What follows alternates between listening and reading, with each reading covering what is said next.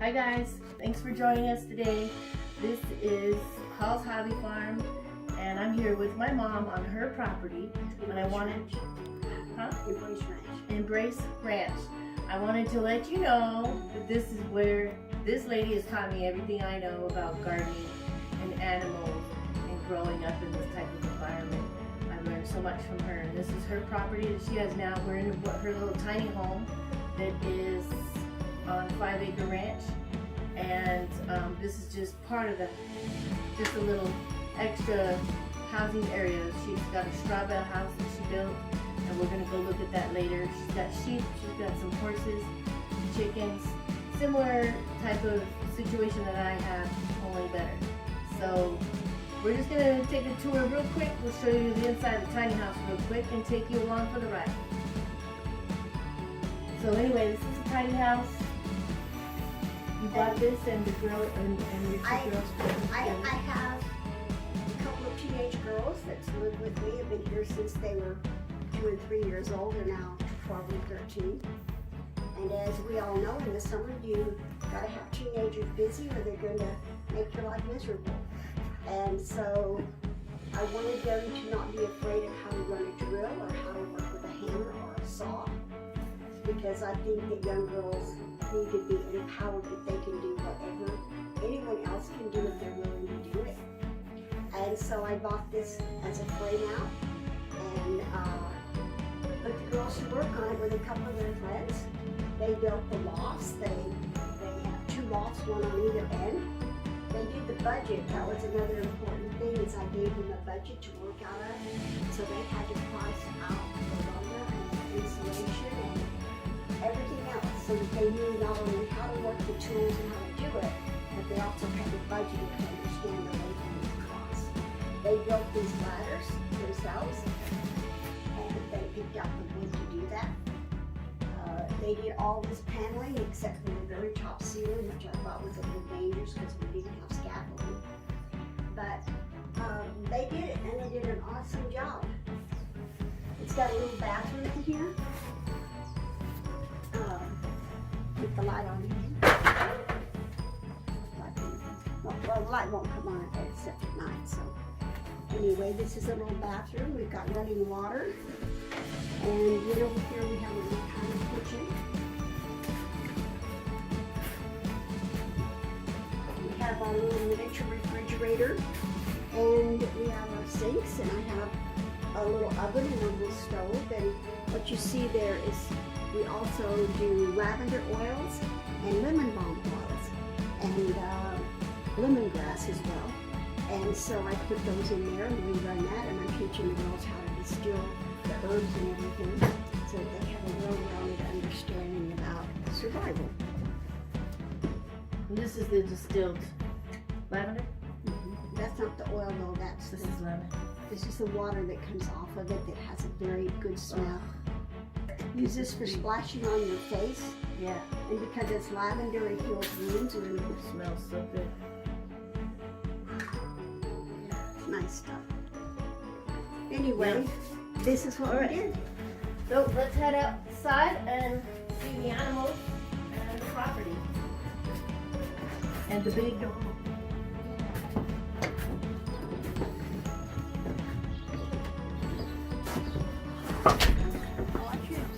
I should make a point here. When you buy these sheds like this, they generally just use some kind of stain to get it going, but if you don't come back and re-stain it with a really good stain, they'll start to deteriorate very quickly. They're sealer. And so we came and we re-stained it and we sealed it with a really strong sealer. And as you can see, it's been up here 2 years now, and you can barely see any problems. Arizona heat is no joke, folks. Yeah, no joke. That's fact.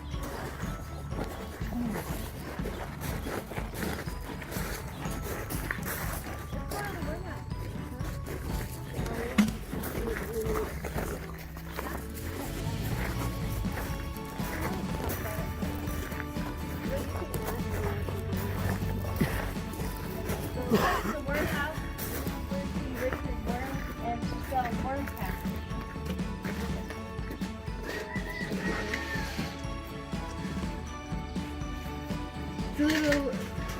working right now, still doing things in here. There's the doggy door, and the dog can go in and out. It's air conditioned. There's a window unit, so they keep it at a proper temperature. It's a little extra income. And this structure is also made out of straw bales. This is a straw bale structure. They can see what the worm thing looks like. These are worm castings. I use these worm castings in my garden. And they're organic, and this is worm gold. This stuff is awesome, awesome for your garden. And if you can produce your own, it's even better.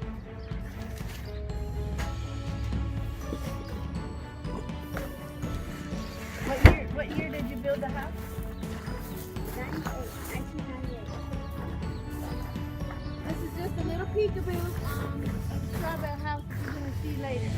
That's going to be on another video. We're going to do a little tour of the outside and tell the story about the straw bale house. This is a worm house. This little worm house we built first because I'd never built anything out of straw before, and so I wanted to have a heads up about what to do and what not to do. Because even though you see videos and you see books on it, doing it becomes a different thing because you run into problems that you wouldn't expect. And so we put this together first as a shed so we'd understand before we got onto the real house. What is this contraption? Is this what you use to separate the worm castings from the dirt? Yeah. And it shakes and drops all the worm castings down. Yeah, we Dump it out here. We have pails under here that collect the worm castings. And then a bucket here, the worms come off and then fall into the bucket. The eggs come through one of the screens that's smaller, and the casting goes to another. And so that's why the screen is multiple sizes, because it catches different aspects of worm castings. Super cool, right?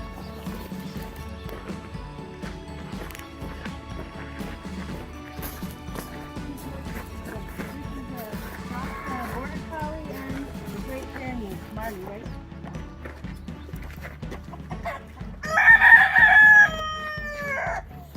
This is our basically chicken coop here, and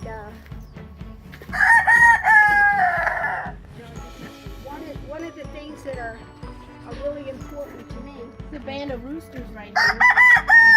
They look like a Polish cross. What is the breed? Do you know? Or they're mixed? They're Houdans. They're Houdans. Don't they look cool? Look at their heads. When one rooster crows, the other ones crow because they're always competing. Do you got water running over your mouth? Yeah.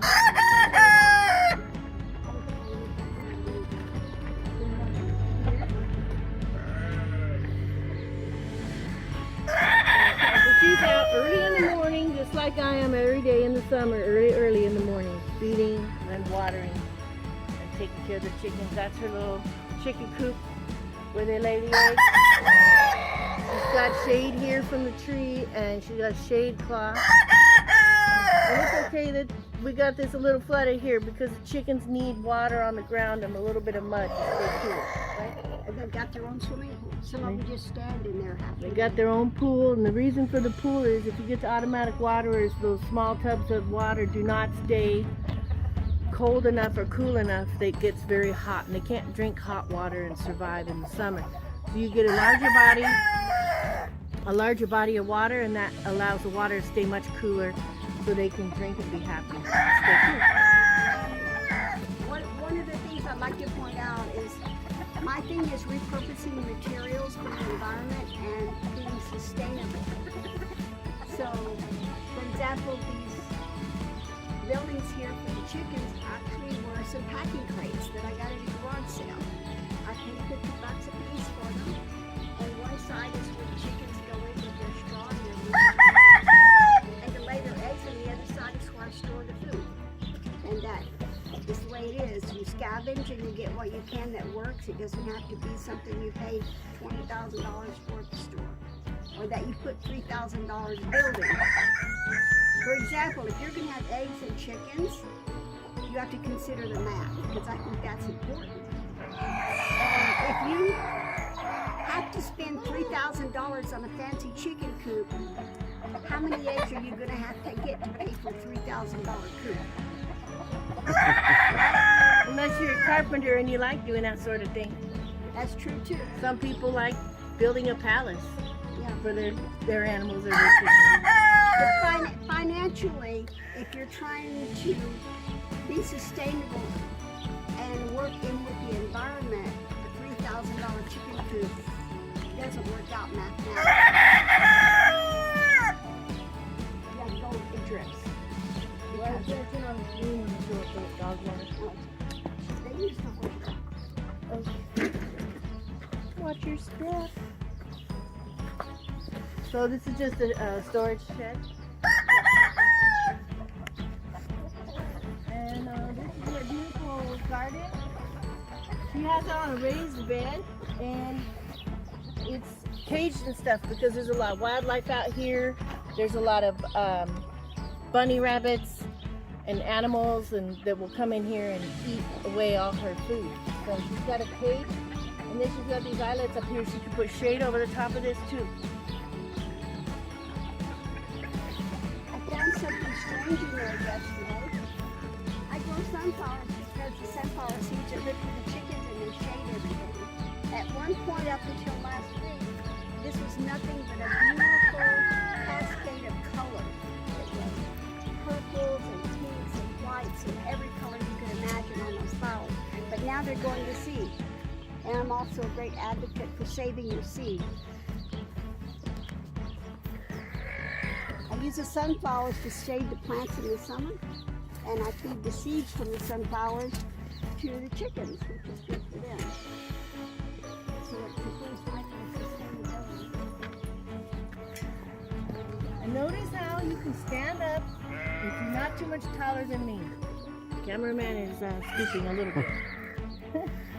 But this is look at all this lavender. This is the lavender that you still in there. It's out of season right now, but organically it's absolutely beautiful. Here, smell. Can you smell that? Isn't that amazing? You smell it, cameraman? We love lavender.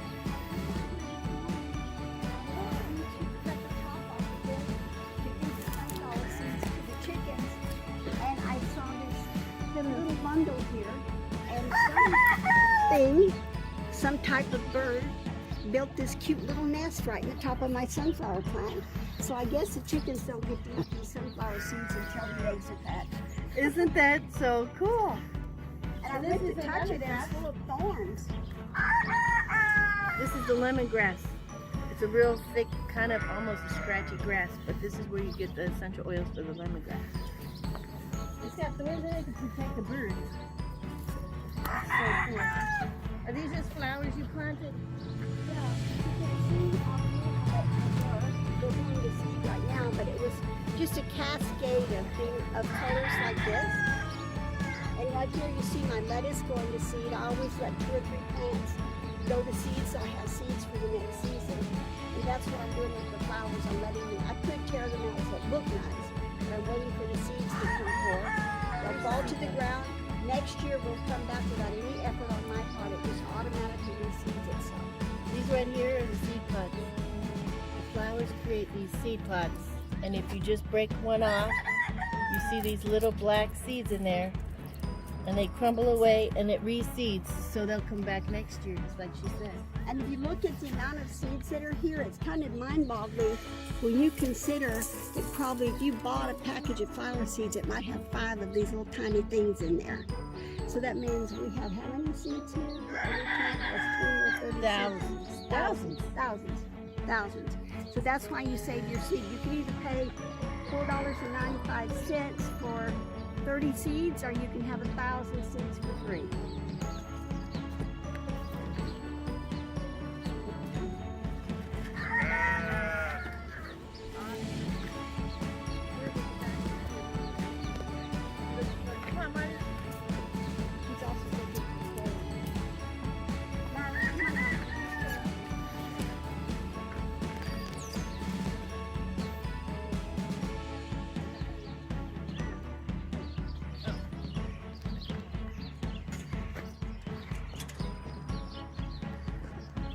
There we go. Let's see. We got a couple goats over here.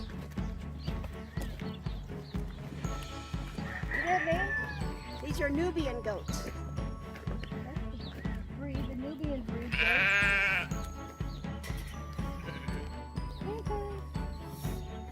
Be careful when you put your hands through fences for animals like this. They could pin your hand or hurt you. Can't get it, but I know these goats, they're really sweet, especially this one here. Look, she loves the attention. Look at her. Hi. Hi there. Yeah, she's just so sweet. You got names? Have you named them or no? Not really, but just go. The problem we have around here is everybody has their own name because we argue over what the name is going to be, so that goat has 4 names. I call her Susie. One of the girls calls her Snowflake. But they know that they're called, so I don't think the animals really care as long as you call them.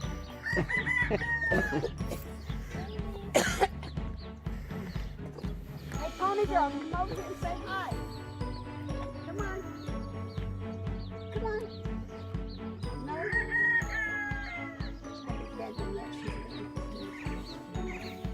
Okay, let's go to the sheep.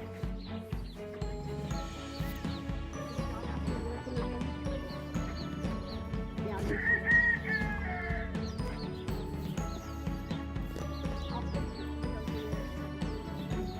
Here's a baby sheep from Cookie. Cookie bred these other sheep and they have babies. The bigger ones are the ewes, the smaller ones are the baby sheep. And these are Dorper. What is this brown one? What's the name of the breed, Mom? Do you remember? I think these are black bellies. And these are right, they're bred for meat, not for wool.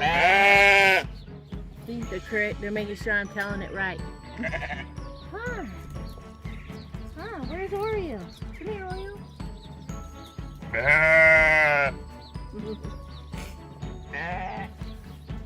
Here's another garden space. Got some corn going and tomato plants right here, cherry tomato. Got some herbs back there. I see some squash in the back there. Onions. Mint. What is this here? Green beans.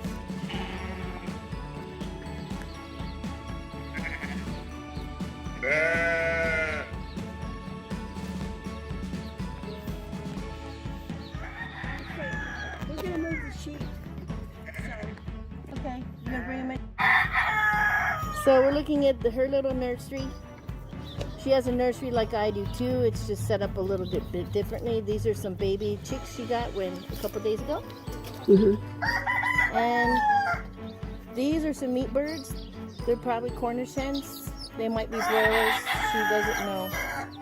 Somebody sold them to her.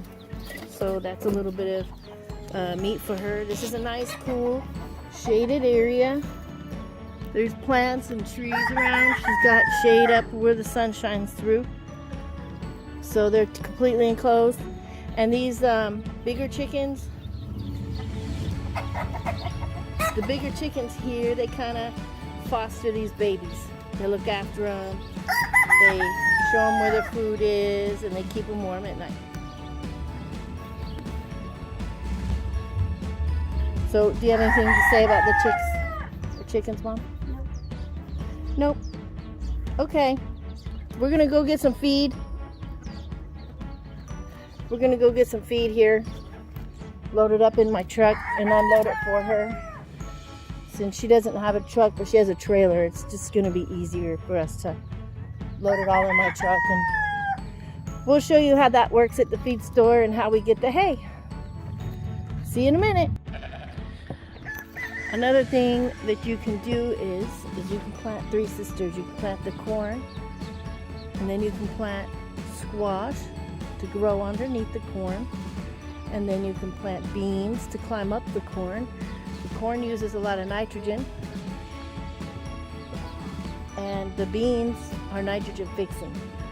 So the beans are going to feed the corn. So you can see there's some squash in there, in the back there. Let me see if we can go in there, because there's some squash in the back there, but you can't see it.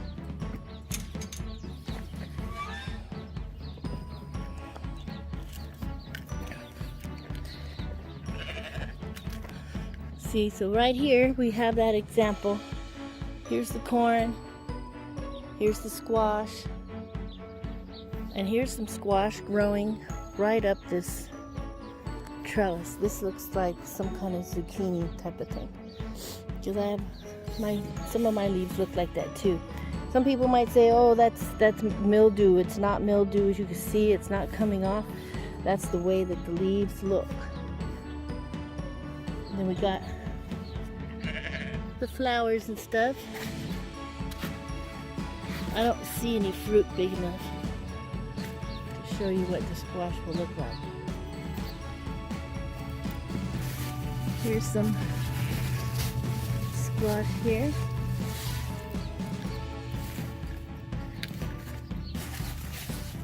In here.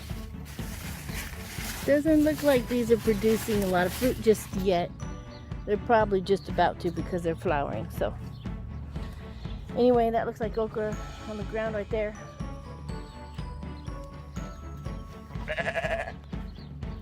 This is catnip, I think. Let me smell it. Or it's mint. Yeah, it's catnip. And then she's got a potato right there and onions. So, and that's it. She's got some lavender. She's got lavender everywhere, which is awesome. And see the sunflower, how pretty.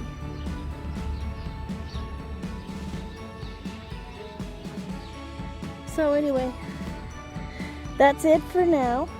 There's a few little clips here we're gonna time together and make a stream of videos for you. And it's 9 o'clock and it's already very hot. We're probably going to be going in here real soon. Looks like all the animals have eaten and are happy.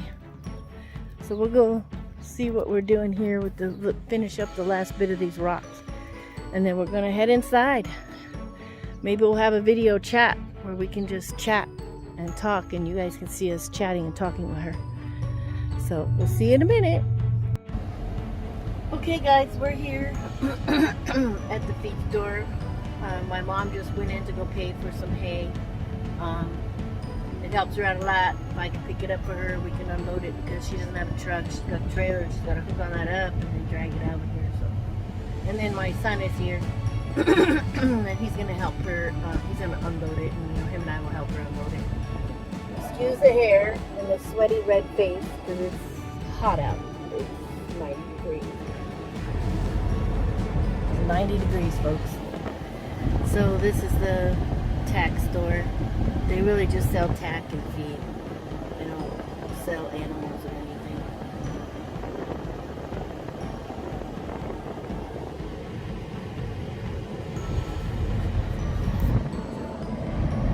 This is Arizona, people.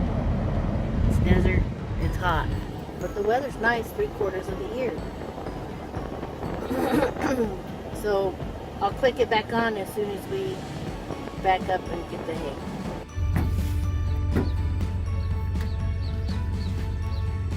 So here we are. We're back at the house. The feed people, they just loaded it for us.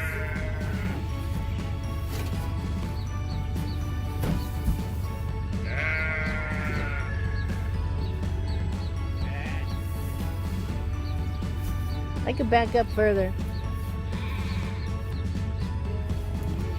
I could back right up to the end there so you don't have to jump up and down, you know. Yeah? Okay, I'm out here by that little tiny house and there's a quail in here with a nest. The quail has left, but here's a nest. Look at all those eggs. There must be like 10 or 15 eggs. This is just like a little garden box full of some dirt, some compost, and that quail has laid it. And then I wanted to show you what we helped her with today. I like to come out here sometimes and help her with things she has trouble doing on her own.